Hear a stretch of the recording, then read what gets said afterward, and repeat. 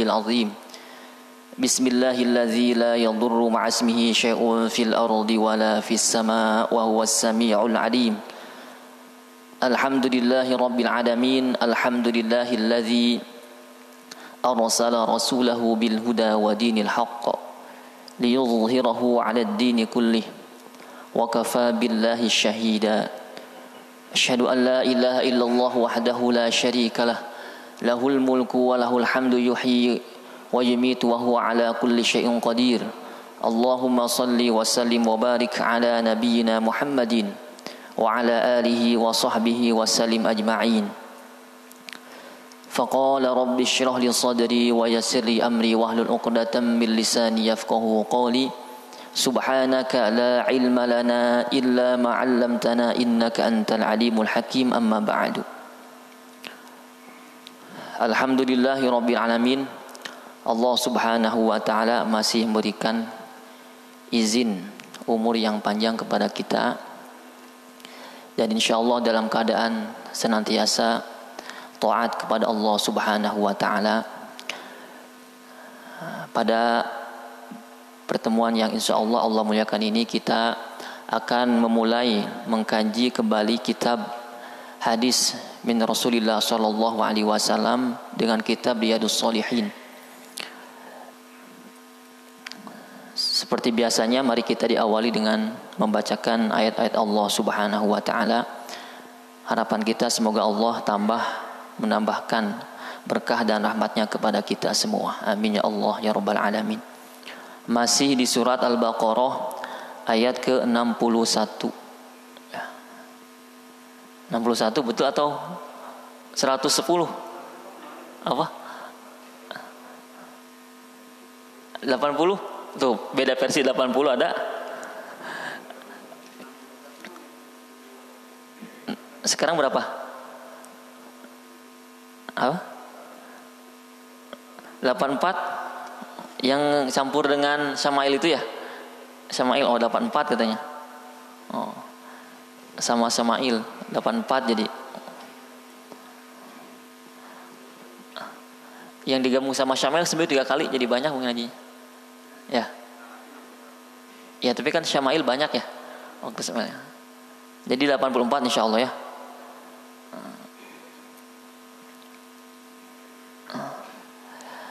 A'udzu billahi minasy syaithanir rajim.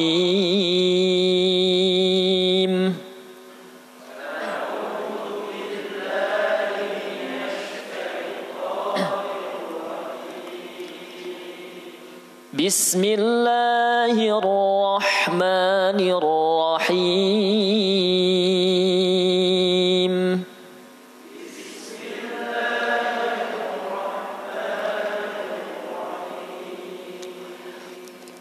وَإِذْ أَخَذْنَا مِيثَاقَكُمْ لَا تَسْفِكُونَ دِمَاءَكُمْ وَلَا تُخْرِجُونَ أَنفُسَكُمْ مِنْ دِيَارِكُمْ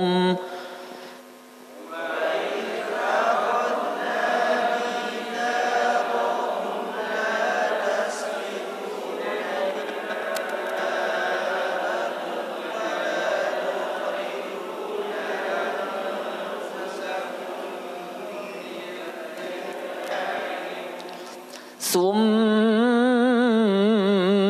أقررتم وأنتم تشهدون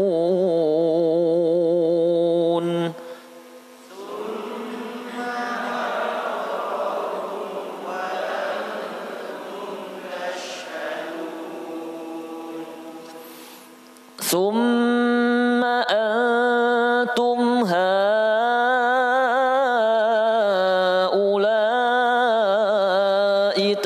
تقتلون أنفسكم وتخرجون فريقا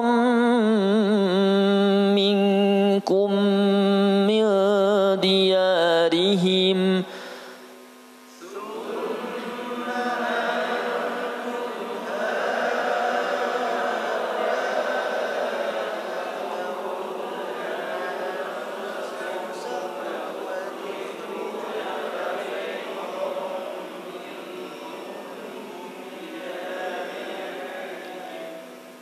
تظاهرون عليهم بالإثم والعدوان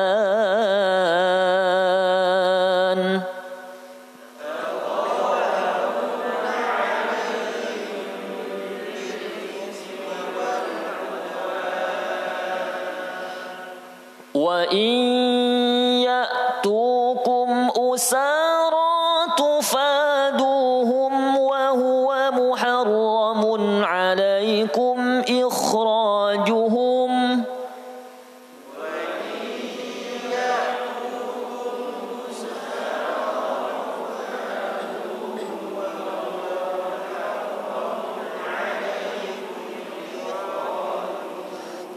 أفتؤمنون ببعض الكتاب وتكفرون ببعض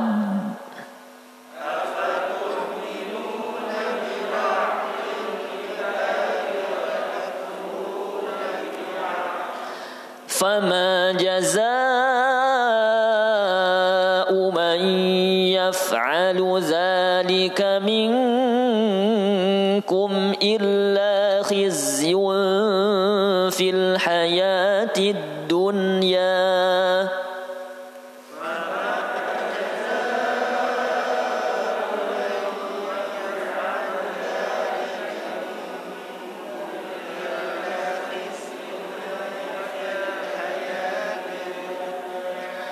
ويوم القيامة يردون إلى أشد العذاب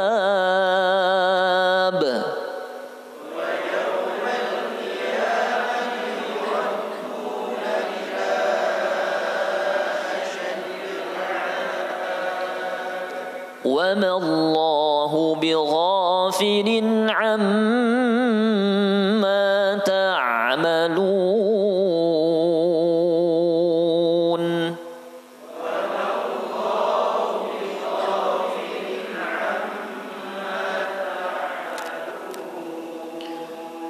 صدق الله العظيم.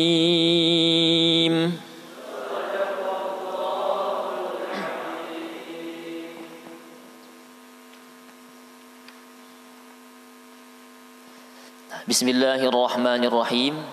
Kita lanjutkan mengkaji kitab Riyadhus Shalihin, di mana kitab ini mengumpulkan hadis-hadis Rasulullah sallallahu alaihi wasallam di atas 900 hadis ya. Masih di bab at-taubah, bab taubat ya. Qala al-muallif rahimahullah ta'ala wa nafa'ana bi ulumihi wa ulumi syekhina fid darain amin wa bihi ilaina qala an abi Abdurrahman Abdullah ibn Umar ibn Khattab radhiyallahu anhuma anin nabiy sallallahu alaihi wa alihi wa sallama qala inna allaha azza wa jalla yaqbalu taubatal abdi ma lam yughargir. Rawahu at-Tirmidzi wa qala haditsun hasanun. Hadis selanjutnya adalah hadis yang datangnya dari sahabat yang mulia, yaitu Abdullah ibni Umar ibni Al-Khattab radhiyallahu anhuma. Semoga Allah subhanahu wa ta'ala senantiasa memberikan ridhonya kepada beliau berdua, amin ya Allah ya rabbal alamin. Asas ahli sunnah wal jamaah diantaranya kita memuliakan, mencintai, menghormati para sahabat keseluruhan, tidak membeda-bedakan. Karena jika di luar itu hanya dipilih hanya Ali radhiyallahu anhu saja, mohon maaf kita tegaskan itu mohon maaf Syiah ya, Ali sama keturunan dari nasab Ali radhiyallahu anhu, hanya itu saja. Sedangkan sahabat lain dicaci, dimaki, bahkan dilaknat, mohon maaf, itu adalah bukan akidah ahli sunnah wal jamaah. Maka selaku, karena kita semua insyaallah dalam naungan ahli sunnah wal jamaah, meskipun berbeda dalam furu'iyah, pasti di antara kita ada perbedaan dalam furu'iyah, cabang agama. Akan tetapi kita yakini kita sama-sama insyaallah dalam naungan ahli sunnah wal jamaah insyaallah. Karena kita sama-sama mencintai, menghormati, bahkan mendoakan para sahabat Rasulullah sallallahu alaihi wasallam. Anin Nabi sallallahu alaihi wasallam, yang datangnya dari Nabi Muhammad sallallahu alaihi wasallam bersabda, innallaha azza wa jalla, sesungguhnya Allah subhanahu wa ta'ala, Allah azza wa jalla, yaqbalu taubatal abdi, menerima taubatnya seorang hamba. Ya, jadi Allah subhanahu wa ta'ala senantiasa, karena fiilnya fiil mudhari, senantiasa menerima taubat seorang hamba. Pernah dibahas di hadis-hadis sebelumnya, jika di antara kita ada yang bermaksiat di siang hari, Allah senantiasa menunggu di malam hari. Menunggu apa? Menunggu agar hamba tersebut bertaubat, datang kepada Allah subhanahu, bersimpuh di hadapan Allah subhanahu wa ta'ala. Atau kita bermaksiat di malam hari, Allah subhanahu wa ta'ala senantiasa menunggu, menanti kita agar kita mendatangi Allah subhanahu wa ta'ala dengan sujudnya, dengan taubatnya, dengan istighfarnya, dengan ibadahnya. Allah menunggu setia di siang hari, sehingga harapan kita semua senantiasa dalam rahmat ridho Allah subhanahu wa ta'ala.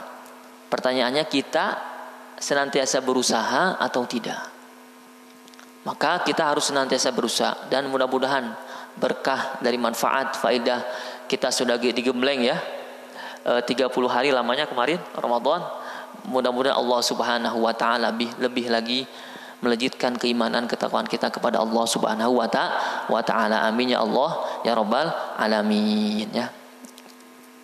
Jadi Allah subhanahu wa ta'ala senantiasa menerima taubatnya seorang hamba, malam yughorgir, selama ruhnya belum sampai kepada yughorgir, tenggorokan. Meskipun yughorgir di sini dasarnya dari al-ghorgor, yaitu air yang dikumur-kumur dalam mulut ya. Nah, itu makna awalnya.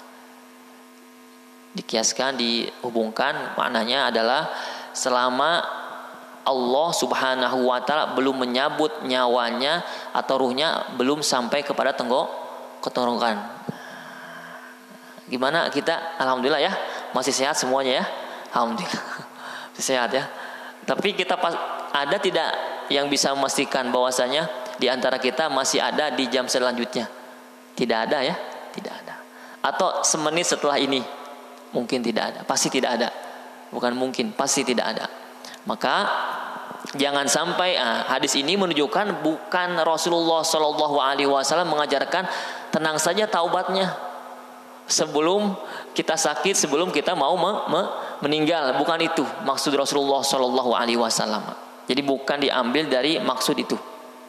Jadi karena banyak juga orang mengatakan, tenang saja, taubat masih panjang, saya masih sehat, segar, itu saya masih ruh saya masih komplit di sini, di badan saya. Nah, tidak ya. Maknanya di sini adalah kita harus melihat begitu luasnya rahmat Allah subhanahu wa ta'ala. Dari hadis ini Rasulullah Shallallahu Alaihi Wasallam menjelaskan kepada umat bahwasanya rahmat Allah itu wasi'at kulla syai', lebih luas, melebihi murka Allah subhanahu wa ta'ala, lebih luas, melebihi dari siksaan Allah subhanahu wa ta'ala. Maka Rasulullah Shallallahu Alaihi Wasallam menjelaskan kepada para sahabat, Allah akan senantiasa menerima taubat seorang hamba sampai kapanpun. Sampai kapan? Yaitu sampai kita sebelum sakaratul maut. Maka marilah kita senantiasa berlomba-lomba bertaubat di hadapan Allah subhanahu wa ta'ala. Dan di antara Allah menerima taubat kita adalah dari sebelumnya kita bahkan jadi lebih baik hubungan dengan Allah subhanahu wa ta'ala. Karena di antara taubat adalah membersihkan kotoran-kotoran yang ada di dalam hati kita. Kita banyak maksiat, maknanya banyak kotoran di dalam hati kita. Rasulullah Shallallahu Alaihi Wasallam dalam hadisnya menggambarkan hati itu putih. Jika ada dosa, maka kita memberikan tinta hitam dalam hati kita. Satu dosa dalam sehari 5 dosa, berarti ada tinta hitam dalam hati kita. Kalau dalam seminggu tiap hari 5 kali 7 berapa? 35 minimal. 1 bulan, 2 bulan, 3 bulan, 1 tahun, betapa gelapnya hati kita. Maka wajar jika ada nasihat dari orang, kita tidak langsung menerima, bahkan banyak mikir, bahkan itu meskipun itu baik datangnya nasihat, kita langsung menolak, kita langsung acuh, kita langsung memaki, kita langsung menjauh. Atau mungkin di antara kita punya istrinya sedikit, mohon maaf, karena fitrah perempuan itu agak bawel sedikit ya. Itu fitrah perempuan itu agak cerewet sedikit daripada laki-laki. Jadi kalau laki-laki ada yang lebih cerewet daripada istrinya, berarti itu di luar fitrah berarti ya. Itu si mama komen wae tiap belok, yo komen. Mohon maaf, di antara kelemahan suami adalah ego itu lebih tinggi daripada ego itu lebih tinggi daripada iman, daripada Islam kita. Maka ketika meskipun itu baik nasihat dari istri, kadang si mama gak pernah ngaji ke masjid, bapak mah ngaji terus. Seminggu 3 kali ngaji, mama kan tidak di rumah terus. Mana bisa nasihatin bapak? Tentunya bapak lebih alim daripada mama. Kenapa demikian? Kita tegaskan, dipastikan itu dari dosa per dosa yang dirasa atau tidak dirasa dari kita, yang kita kerjakan. Maka Allah berikan tinta hitam di dalam hati-hati hambanya, sehingga hatinya tidak bisa mencerna cahaya dari Allah Subhanahu wa ta'ala. Nasihat itu berupa ilmu. Imam Syafi'i menjelaskan, al-ilmu nurun wa nurun la yuhda lil 'asi. Kan gitu. Ilmu itu sebuah cahaya, dan cahaya itu tidak mungkin sampai atau masuk ke dalam hati yang gelap, yaitu hati yang senantiasa bermaksiat di hadapan Allah Subhanahu wa ta'ala. Malam yugorgir, selama ruh belum sampai kepada tenggorokan. Ini yang meriwayatkan Abdullah bin Umar bin Khattab. Ada kisah yang berhubungan dengan taubatnya seseorang. Umar ibn Khattab ketika itu sudah menjabat jadi khalifah. Nah, ketika beliau kebiasaan khalifah itu semuanya senantiasa mengontrol. Jadi jalan-jalan dari gang ke gang, dari kampung ke kampung, itu dipastikan. Termasuk Umar ibn Khattab radhiyallahu anhu. Ketika beliau melewati satu daerah, satu tempat, beliau dapati ada seorang pemuda yang dimana di pinggir bajunya ada botol. Tidak dijelaskan botolnya, dipastikan tidak beling mungkin ya, atau mungkin belum alam. Yang penting ada botol di pinggir pakaiannya.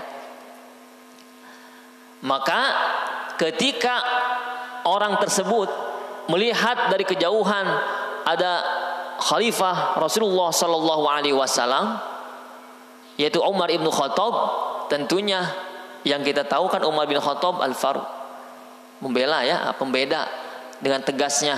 Maka tabiat orang yang melihat seperti itu, orang yang punya sifat seperti itu, maka dia ketakutan, deg-degan, cek orang maunya, deg-deg, aduh, gimana ini? Kayak Umar lihat saya lagi mabok gitu ya. Deg-deg. Datanglah Umar bin Khattab, ditanya, wahai pemuda, engkau sedang apa di sini? Maka sebelum beliau menjawab jawaban yang jujur, maka beliau meminta pertolongan kepada Allah Subhanahu wa ta'ala dalam hatinya. Di dalam hatinya beliau berdoa, ya Allah, tutuplah aibku, tutuplah kesalahanku di depan Umar bin Khattab. Jika engkau menutupnya dengan baik, maka aku berjanji akan bertaubat taubatan nasuha kepadamu ya Allah. Maka lantas ketika Umar bin Khattab menanyakan perihal kondisi dia, bahkan lihat itu botol isinya apa. Beliau jawab, itu cuka. Padahal apa? Arak ya. Itu cuka. Nah kita tahu arak cuka itu berasal dari arak sesuai dengan prosesnya ya. Itu cuka. Umar bin Khattab ragu. Dikarenakan terlihat orang yang mabuk biasanya raut wajahnya tidak sesegar orang yang sehat, orang yang biasa ya. Terlihat dari matanya, terlihat dari kondisi badannya. Maka Umar bin Khattab lihat dan ngecek, dipastikan di dalam botol tersebut adalah cuka. Pas ditumpahin, dicium, betul itu cuka. Ini makna dari ma'unah, pertolongan Allah Subhanahu wa ta'ala. Kalau nisbat kepada Umar bin Khattab karena orang soleh, sahabat Rasul, maka karomah Allah muliakan beliau. Di sini ada pendidikan untuk kita semua, maka senantiasalah berbaik sangka kepada Allah Subhanahu wa ta'ala, senantiasalah meminta pertolongan Allah Subhanahu wa ta'ala, dan senantiasa niat bertaubat di hadapan Allah Subhanahu wa ta'ala. Taubatan nasuha. Kemudian ada kisah lagi, kisah bertaubatnya seorang pembunuh. Ini mungkin sudah masyhur. Kita mengulang kembali. Ini dalam hadis Sahih Muslim ya. Kisah tentang Bani Israel yang disampaikan oleh Rasulullah Sallallahu Alaihi Wasallam, di mana hadis ini oleh Abi Sa'id Al-Khudri. Rasulullah Sallallahu Alaihi Wasallam menjelaskan, ada satu orang di kaumnya Bani Israel, yaitu orang terkenal sebagai pembunuh. Bahkan orang tahu bahwa dia sudah sampai membunuh 99 orang. Ada tidak kasus di Indonesia membunuh sampai 99 orang secara brutal ya? Banyak. Insya Allah tidak ya, insya Allah. Ini sampai 99 orang dia bunuh. Tapi Allah memberikan hidayah taufik kepada dia, sehingga dia ada keinginan bertaubat di hadapan Allah Subhanahu wa ta'ala. Lantas ketika kita ingin bertaubat, atau seorang tersebut ingin bertaubat, beliau ingin mencari seseorang yang bisa membimbing taubatnya kepada Allah Subhanahu wa ta'ala. Dikisahkan beliau berangkat bertemu dengan satu pendeta. Beliau jelaskan bahwasanya saya termasuk orang yang gemar membunuh sampai 99. Kira-kira bagaimana sikap kita? Kalau ada orang datang ke kita, di pinggirnya ada pedang ya, masih ada pedang. Nanya ke kita, saya orang yang gemarnya pembunuh. Langsung, ampun pak. Gitu. Deg-degan. Termasuk kondisi beliau juga, kondisinya seperti itu. Ditanya, emang lantas apa yang kau inginkan? Beliau menjawab, saya ingin bertaubat sungguh-sungguh. Apakah dosaku diampuni oleh Allah Subhanahu wa ta'ala? Maka dijawab olehnya, dosamu sudah sangat banyak. Membunuh sampai berapa? 99 orang. Tidak akan diterima taubatmu. Sudah banyak. Kira-kira orang yang niat baik langsung ditolak. Apalagi orang tersebut preman. Di pinggir masih ada pedang, gimana sikapnya? Beliau langsung keluar sikap aslinya. Ambil pedang, sepet. Langsung dipancung di tempat, wafat di tempat. Jadi jejeg sabaraha 100 tah. Tadinya mau taubat, karena ditolak taubatnya, bahkan tidak ada kui, bahkan tidak ada ampuni kata dia, kata pendeta tersebut. Sudah, terus mencari lagi karena dia ingin bertaubat, tapi tidak ada yang bimbing, ingin bertaubat. Disebut taubat sambal tadinya, ingin taubat karena kesal langsung dibunuh. Dan ini sering terjadi di antara sahabat.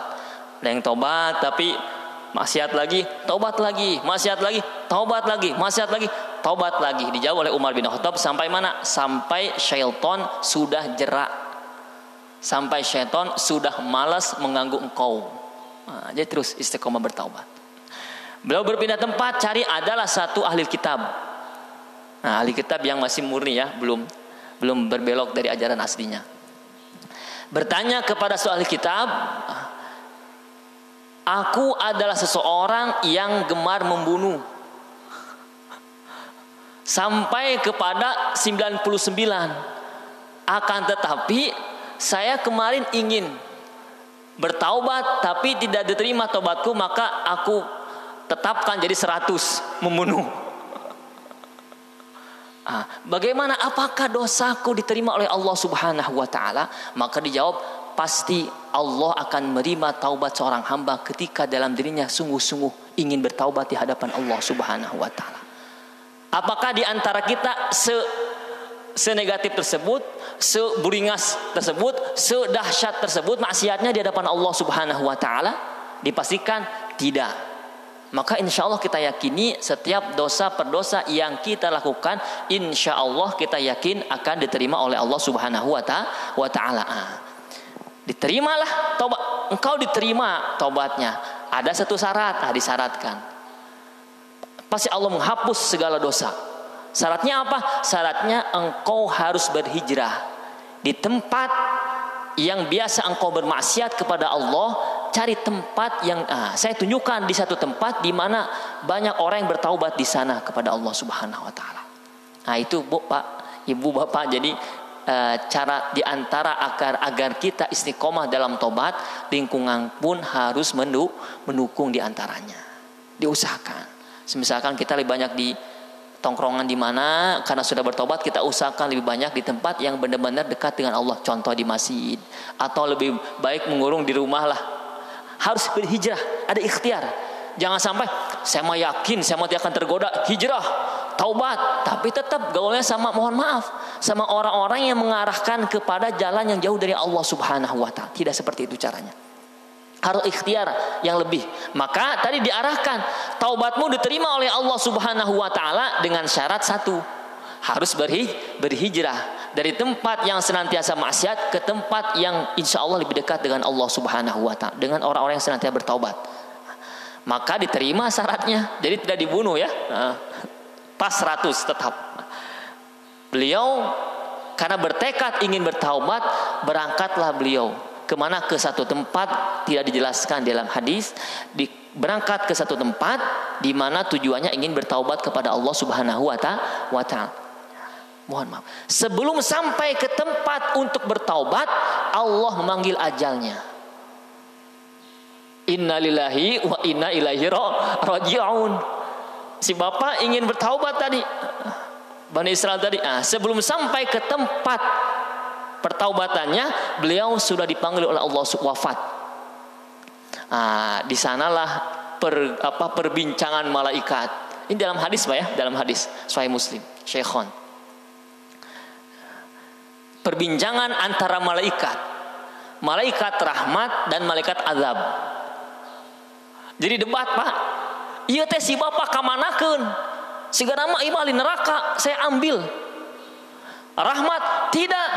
Dia itu sudah niat bertaubat, maka dia milik saya, malaikat rahmat. Akan saya masukkan ke surganya Allah Subhanahu wa taala. Ditarik lagi, tidak ada solusi, maka melapor kepada Allah Subhanahu wa taala. Dengan kondisi demikian, maka Allah Subhanahu wa ta'ala dengan maha bijaksananya, lihat Allah Subhanahu, dengan luas rahmatnya Allah Subhanahu wa ta'ala, tidak memihak kepada malaikat azab.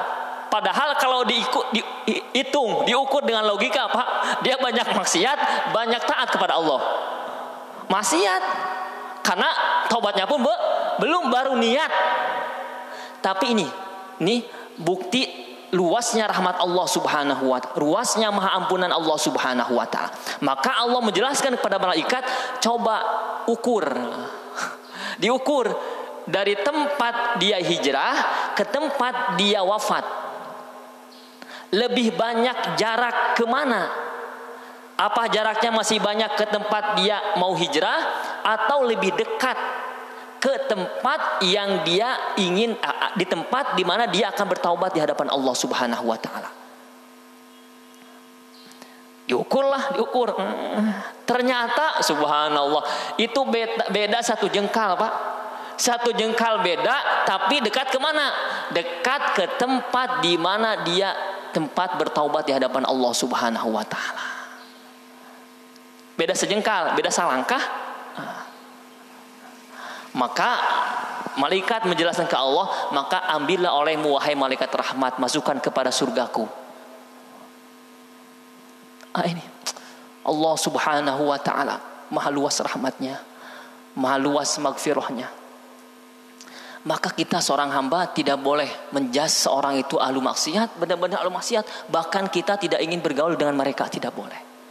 Bisa jadi di akhir hayatnya Allah pilih dia jadi ahli surganya Allah Subhanahu wa taala. Wajib kita hubungan sangat baik, bahkan mendoakan kepada tetangga kita, saudara kita semua.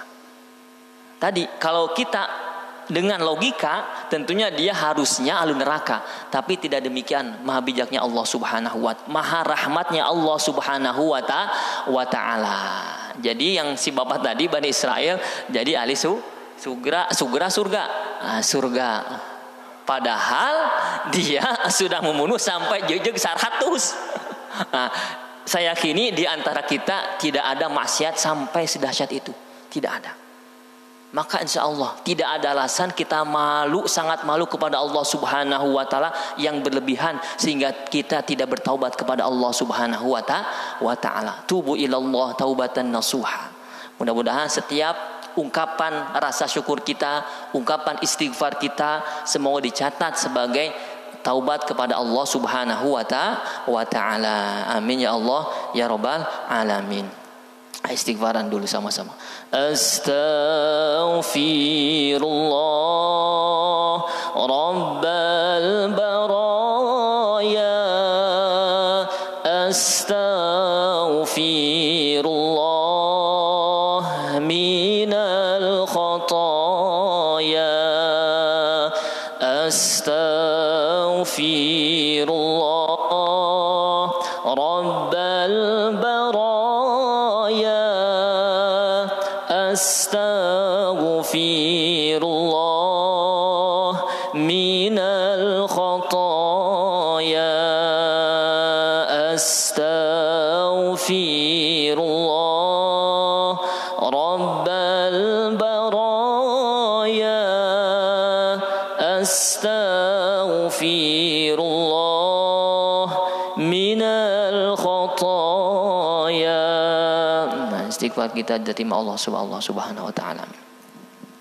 Terakhir dari ada berdasar kepada ayat Allah Subhanahu wa ta'ala, wa laysatit taubatu lil ladzina ya'maluna as-sayyiati hatta idza hadara ahdahumul maut qala inni tubtu al-an. Dalam firman Allah Subhanahu wa ta'ala surat An-Nisa ayat 18 menjelaskan, jadi Allah Subhanahu wa ta'ala tidak akan menerima taubat seorang hamba, ya, di mana mereka senantiasa mengerjakan kejelekan, maksiat di hadapan Allah Subhanahu wa ta'ala, sehingga datanglah satu masa, satu waktu dia akan wafat. Idza hadara ahdahumul maut, datanglah kepada mereka waktu mati, meninggal. Kemudian dia menjelaskan qala inni tubtul an, baru dia sadar bahwasanya sekarang aku akan bertaubat. Maknanya ini sejalan, hadis tadi sejalan dengan ayat Allah Subhanahu wa ta'ala ini. Artinya karena banyak Pak, kita dilalaikan oleh dunia, kita dilalaikan oleh jabatan, kita dilalaikan oleh ego kita dilalaikan oleh maksiat di hadapan Allah Subhanahu wa ta'ala, sehingga waktu kita tidak terasa. Sudah 24 habis, sudah 1 minggu, sudah 1 bulan habis, bahkan waktu kita sudah menjelang azal pun kadang lupa. Kalau hati sudah gelap, kalau hati sudah keras, kalau kita jauh dari Allah Subhanahu wa ta'ala, maka jangan sampai ada penyesalan di antara kita sudah akan wafat sehingga kita bertaubat dan taubatnya tidak diterima oleh Allah Subhanahu wa ta'ala. Na'udzubillah summa na'udzubillah min dzalik, ya. Kemudian hadis selanjutnya, wa an Zir ibni Hubaish qala ataitu Safwan ibni Asal radhiyallahu anhu as'aluhu 'anil mashi 'ala al-khuffaini faqala ma jaa bika ya Zir faqultu ibtigha al-ilm faqala innal malaikata tad'u ajnihataha li talibil ilmi ridha bima yatlubu faqultu innahu qad hakka fi sadri al-masihu 'ala al-khuffaini ba'da al-gha'it wal baul wa kunta imra'an min ashabin nabi sallallahu alaihi wasallam fajitu as'aluka hal sami'tahu yadhkuru fi dzalika syai'an qala na'am kana ya'muruna idza kunna safran aw musafirina alla tanzi'a khifafana salasata ayyamin wa layaliyahunna illa min janabatin lakin min ghaitin wa baulin wa naumin ila akhirihil hadis. Hadis selanjutnya datangnya dari Zir ibni Khubais qala ataitu Sofwan bin Assal radhiyallahu anhu. Beliau berkata, aku mendatangi seorang sahabat itu Sofwan bin Assal radhiyallahu anhu. As'aluhu 'anil mashi 'alal khuffaini. Aku menanyakan kepadanya perihal mengusap sepatu sepatu kulit. Jadi dia di sepatu mengusap, maknanya mengusap dengan air wudu. Jadi dia ingin menanyakan mengenai bagaimana cara atau hukumnya mengusap air kepada sepatu kulit. Faqala, berkata Sofwan, ma jaa bika ya Zir, apa yang menjadikan engkau datang kepadaku wahai Zir? Fakultu, maka aku berkata, ibtigha al-ilmi, sesungguhnya aku datang kepadamu ingin berharap ilmu atau mencari ilmu kepadamu, karena ingin menanyakan satu perkara hukum. Maka beliau menjelaskan kepada sahabat Sofwan, aku datang kepadamu semata-mata thalabul ilmi, ibtigha, berharap ilmu, arti mencari ilmu. Faqala, maka berkata sahabat Sofwan, innal malaikata tad'u ajnihataha li talibil ilmi ridan bima yatlubu. Berkata atau menjawab, innal malaikata, sesungguhnya malaikat Allah Subhanahu wa taala, tad'u ajnihataha, menempatkan atau merentangkan sayap-sayapnya li talibil ilmi, untuk para pencari ilmu. Jadi satu tabi'in mengatakan menanyakan ilmu perihal ilmu, kemudian beliau menjelaskan sesungguhnya para malaikat menempatkan atau merentangkan sayapnya untuk para pencari ilmu. Apa maksudnya? Ridwan bima yatlubu, karena bukti ridhonya mereka kepada pencari ilmu atas apa yang mereka cari atau dia cari. Meskipun ulama ada yang memaknai di sini adalah kiasan. Jadi tidak sesungguhnya sayap terbentang, akan tetapi bukti bahwasanya malaikat pun tertunduk karena saking mulianya kedudukan orang yang sedang mencari ilmu. Tersimpuh, tertunduk karena saking mulianya kedudukan orang yang sedang mencari ilmu. Maka subhanallah Pak, kita berkumpul di sini meskipun tidak lama sampai 5 jam tidak, sampai 1 jam bentar lagi mau selesai. Tapi kita niatkan karena Allah Subhanahu wa taala, ingin mencari ilmu, semata-mata berharap pada Allah Subhanahu wa taala. Tertunduk, maka para malaikat pun meminta doa ampunan kepada Allah Subhanahu wa taala untuk siapa? Untuk mereka yang mencari ilmu. Agar apa? Agar Allah menurunkan ridhonya kepada mereka. Mudah-mudahan Nah, di sini kita yakini ada banyak malaikat hanya kita tidak melihat karena itu gaib Kita yakini malaikat meskipun ulama ada juga yang benar-benar teks sesuai teks. Jadi benar-benar malaikat menutup sayap-sayapnya, membuka sayap-sayapnya, menentangkan, menunjukkan bahwasanya memintakan ampunan kepada Allah Subhanahu wa taala, bahkan melindungi mereka dari siksaan Allah Subhanahu wa taala. Malaikat, fakultu maka aku berkata, innahu qad haka fi sadril masihu ala khuffaini ba'dal ghaiti wal baul. Ini yang Tabi'in Zir itu menjelaskan. Aku bertanya kembali atau berkata, innahu qad haka fi sadri, sungguhnya aku itu ada keraguan ya. Hak di sini adalah syak.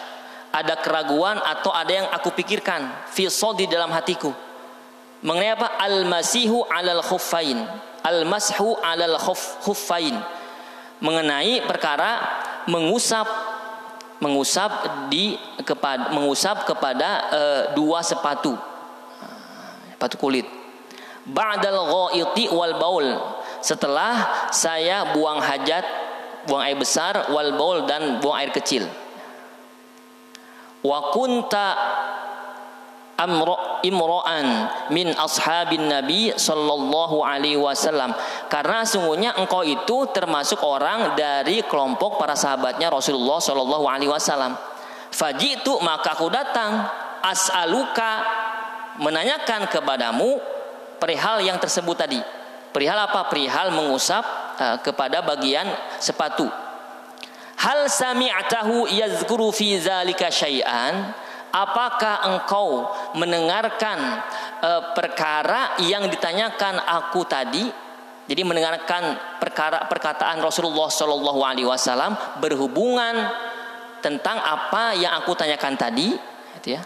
Qala, berkata Sofwan, na'am, iya, aku mendengarkan.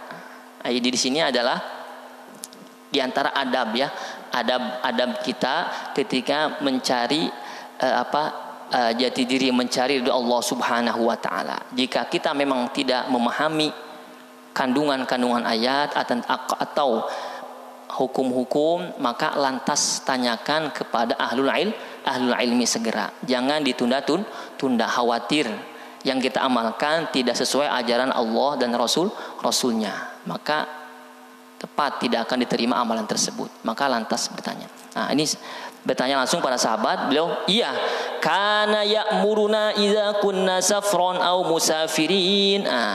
Rasulullah Shallallahu Alaihi Wasallam memerintahkan kami ketika kami dalam perjalanan, alla tanzi'a khifafana salasata ayyamin walayaliyahunna.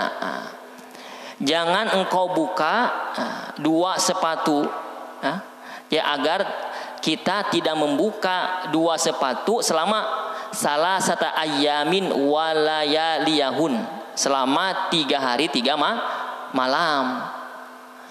Jadi boleh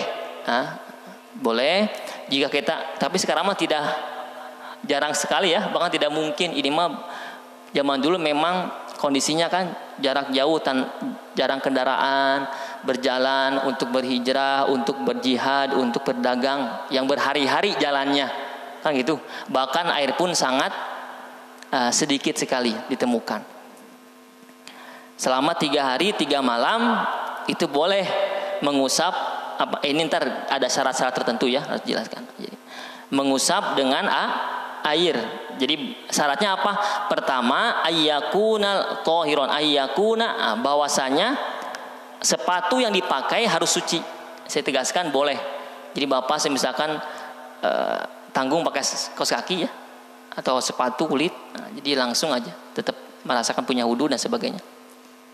Maka boleh dengan syarat satu, sepatunya harus dalam keadaan suci. Kemudian ba'da toharoh kamilah, kemudian syaratnya harus dalam keadaan suci yang sempurna sebelum memakai sepatu. Dan ini pun berlaku jika ada perban di antara kulit kita, kan sekarang. Jadi mungkin ada penyakit misalkan buduknya apa? Yaitu apa yang sampai membengkak gitu ya, gatal ya, membengkak gitu. Kata dokter, ini jangan sampai kena air, ya, jangan kena air. tutup saja. Nah, antum sebelum ditutup itu usahakan wudu atau cipratan saja. Sudah itu baru ditutup dengan perban. Maka ketika lantas berwudu pun tidak mesti membuka perban, tapi disyaratkan tadi harus bersih perbannya dan kemudian kita dalam keadaan suci sebelum diperban. Ya, gitu ya. Jadi kalau sudah mau wudu lagi tinggal diusap yang lainnya, yang ini usap aja, isyarat usap. Jangan sampai jibruk, terang jibruk itu apa? Basrah, engkau diusap tapi jibruk karena ragu. Belum sah ini mah, berusaha apalagi diguyurkeun. Sama aja bohong. Jadi cukup diusap, isyarat saja. Jadi wudu biasa, pas bagian perbannya itu diusap, cukup. Dengan syarat tadi, sebelum diperban kita dalam keadaan suci sempurna. Kemudian perbannya di keadaan suci, itu ya, di antara syaratnya.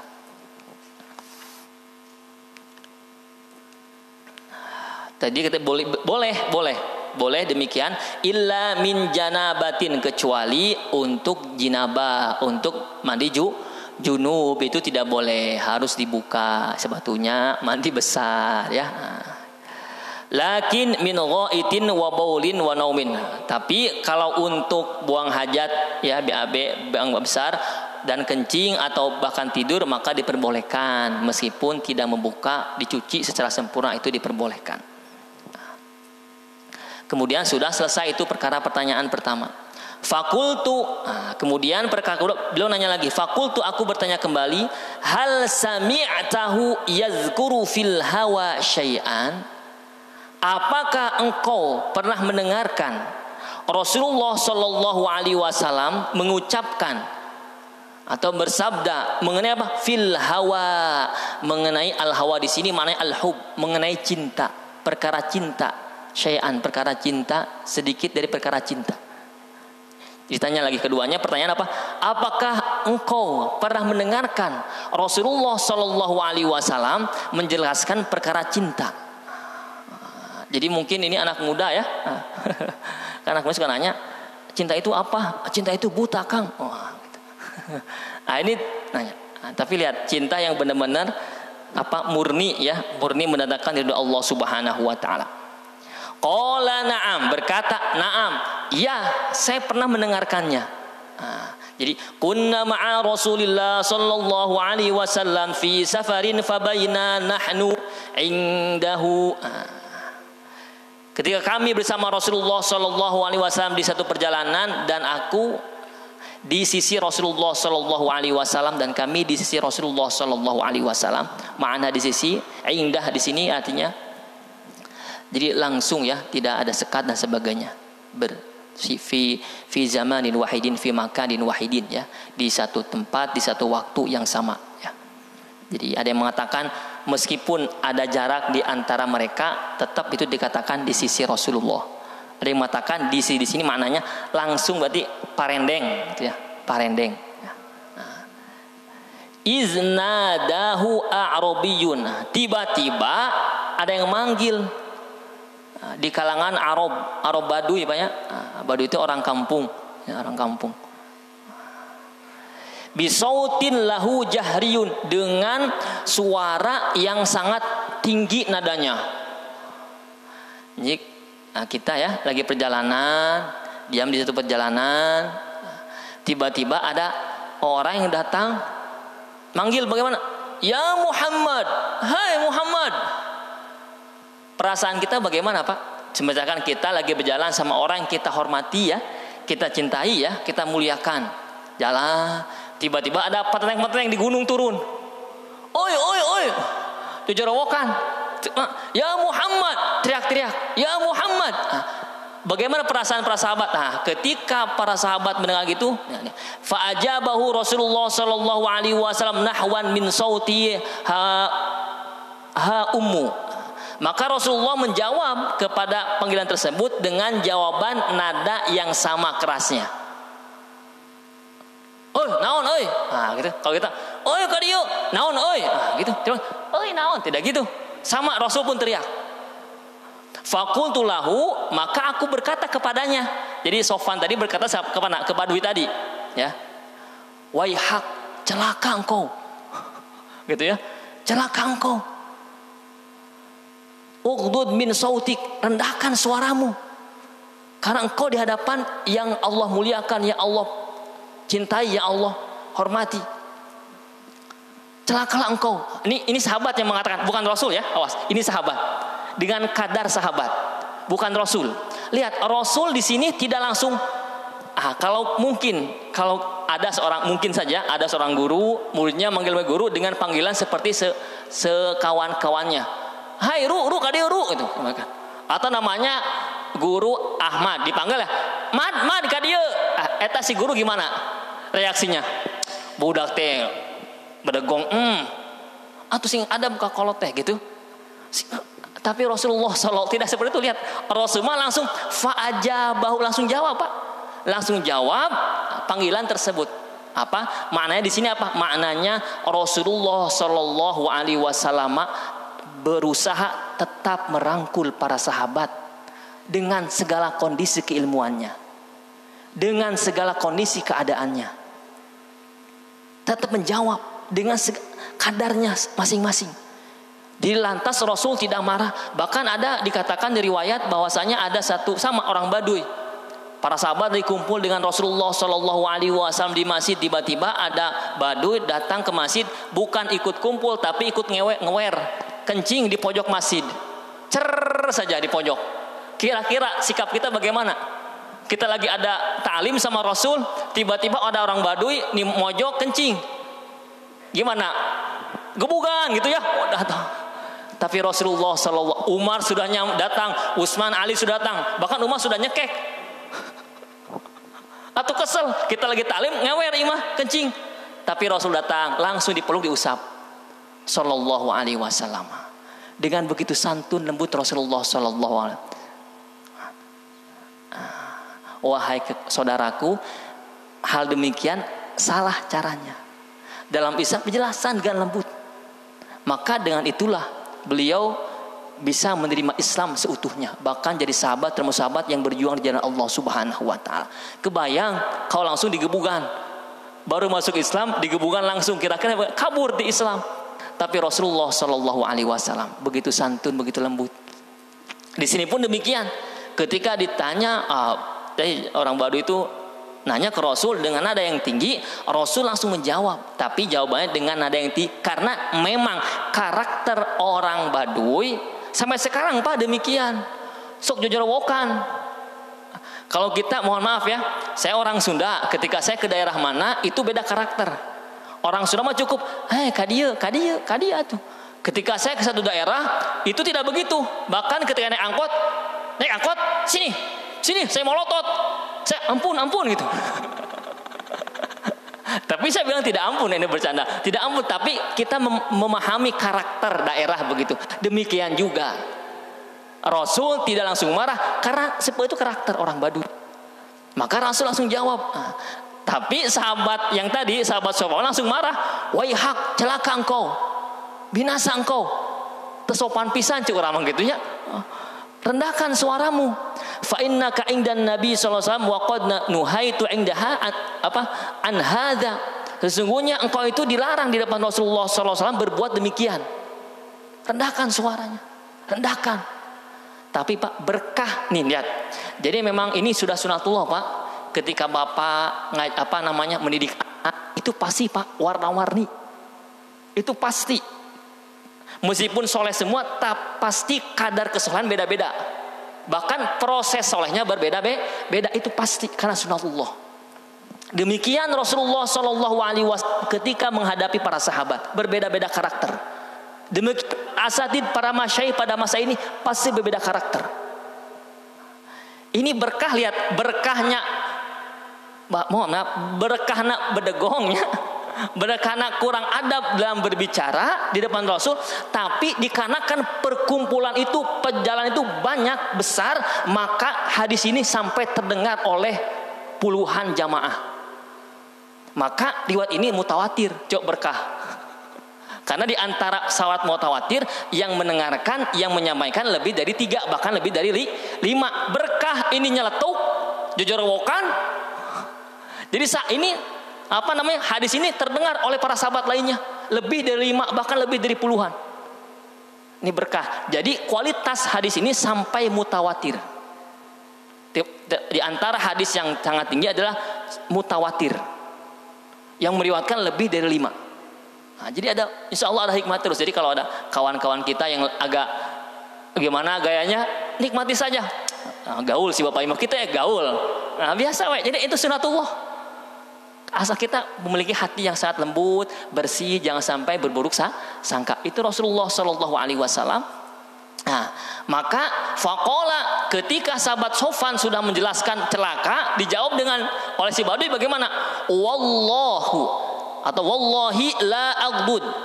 Demi Allah, aku sedikit pun tidak akan si Badui menjawab ya, demi Allah aku sedikit pun tidak akan menurunkan suaraku. Tos dibinasakan, celaka maneh tetap. Itu gaya-gaya gitu. Bedegol cek namanya ada bedegol gitu.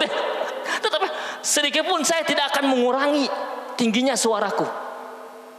Kemudian qala al-Arabi, kemudian orang Arab Badui tersebut berkata kepada Rasulullah SAW, al-mar'u yuhibbul qauma walamma yalhaqu bihim. Ya Rasulullah, sesungguhnya ada seseorang yang menyintai satu kaum, akan tetapi kualitas amal perbuatannya ya tidak menyerupai, belum sampai menyerupai amalan kaum tersebut. Contoh, Bapak suka kepada jamaah majlis masjid ini, misalkan Bapak, ada satu Bapak sangat suka dengan, tapi Bapak itu sadar bahwa tapi saya mah belum bisa mampu seperti Pak ini mah, subhanallah, zikirnya pagi sorenya, baca Qur'annya sekali duduk, kalau nggak salah beliau sampai 2 juz sekali duduk bacanya, subhanallah. Bapak tadi sampai tiduran di masjid, tapi subhanallah yang diucapkan zikir dalam tidurnya, subhanallah. Tapi ada cintanya, itu sama. Ada satu orang cinta kepada satu kaum, tapi amalnya belum sampai kepada amalan kaum tersebut. Qala an-nabiyyu sallallahu alaihi wasallam. Makna dari Arabi ini menanyakan adalah bagaimana kedudukan orang tersebut. Dia hanya modal cinta, kedudukannya bagaimana di sisi Allah Subhanahu wa taala. Maka Rasulullah sallallahu alaihi wasallam, qala an-nabiyyu, kata Rasulullah, bersabda Rasulullah sallallahu alaihi wasallam, al-mar'u ma'a man ahabba yaumal qiyamati. Dan ini hadis yang sangat indah. Sahabat mendengarkan semua menangis karena haru, Pak. Ngaguk-guk eta. Tadina bari nenggelan si Bapak Badui tadi malah meluk. Terima kasih, hatur nuhun. Awalnya kan wayahak, celaka engkau, tapi berkah dengannya Rasulullah Shallallahu Alaihi Wasallam mengeluarkan statement, mengeluarkan sabdanya, al-mar'u, seseorang itu ma'a man ahab, akan disandingkan yaumal qiyamah, di hari kiamat, dengan yang ia cintainya. Sallallahu alaihi wasallam Muhammad. Itu ya. Maka ketika para sahabat mendengarkan perkataan Rasulullah Sallallahu alaihi wasallam ini, langsung berteriak histeris, sangat bersyukur, menangis air mata karena syukur. Alhamdulillah. Yang tadinya galau, ini gimana posisi di akhirat? Tapi karena modal cinta kepada Rasulullah Sallallahu alaihi wasallam, Rasul bersabda, al-mar'u ma'a man ahab yaumal qiyamah. Seorang akan disandingkan oleh Allah Subhanahu wa taala dengan yang ia cintai. Maka mohon maaf, di dunia ini cintailah haknya yang harus dicintai. Yang hak. Kita cinta keluarga baik, anak baik, tapi yang paling hak cintai dahulu adalah Allah dan Rasulnya lebih dahulu. Agar apa? Agar cinta kita pada keluarga, cinta kita kepada anak tidak sebatas cinta berbaur dunia, tapi cinta yang akan mendekatkan diri kepada Allah Subhanahu wa taala. Tidak sedikit, Pak, sangat cinta kepada istri, menggadaikan kedudukannya, menggadaikan yang halal jadi haram. Mohon maaf, karena buta cinta. Bapak, Pak, ini gaji teh hanya 2 juta terus, Pak, ini kebutuhan tuh sampai 10 juta sehari. Atau sebelum tenang Pak, tenang mah, tenang. Karena bapak mah nyapisan ka mama, ka barudak, sayang, tenang. Ngasih nyari akal lah. di tempat kerjanya bagaimana caranya biar dapat 10 juta meskipun tidak halal. Maka itulah nama cinta yang tidak bisa menghantarkan kepada ridha Allah Subhanahu wa taala. Maka bagaimana caranya cinta kita kepada makhluk agar benar-benar bisa mendekatkan diri kepada Allah Subhanahu wa taala? Rumusnya harus lebih mencintai Allah dan Rasulnya daripada mencintai yang lainnya. Maka modal cinta itulah yang akan mengarahkan, setingginya cinta kita kepada istri, tetap cinta itu akan mengarahkan kepada Allah Subhanahu wa taala, dipastikan. Tadi ini ada berkahnya, si Bapak Baduy tadi teriak-teriak tuh jadi kedengaran oleh sahabat yang lainnya. Maka di sini kita berusaha untuk senantiasa berbaik sangka kepada orang. Senantiasa berlembut hati kepada seseorang. Berkah ini jadi saya tegaskan ini hadis mutawatir. Kedengaran semua, bahkan sahabat terharu. Bahkan tadinya waihak jadi meluk-meluk Baduy tadi. Jazakallah. Berkah ente saya dengar hadis yang sangat dahsyat ini. Gitu. Subhanallah, mudah-mudahan niat kita berkumpul di sini ingin mengkaji hadis Rasulullah Sallallahu Alaihi Wasallam. Tujuannya kita menemukan cinta kepada Rasulullah Sallallahu Alaihi Wasallam. Semoga berkah cinta ini, ya, modal cinta ini bisa menghantarkan kita bersama surganya Allah Subhanahu Wa Taala dengan Rasulullah Sallallahu Alaihi Wasallam. Amin ya Allah ya Rabbal Alamin. Alhamdulillah. Tutup dengan salawat dulu ya. Sallallahu ala Muhammad. Sallallahu alaihi wasallam. Sallallahu ala Sallallahu alaihi wasallam.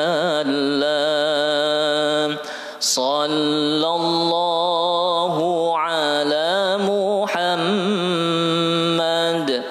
Sallallahu alaihi wasallam.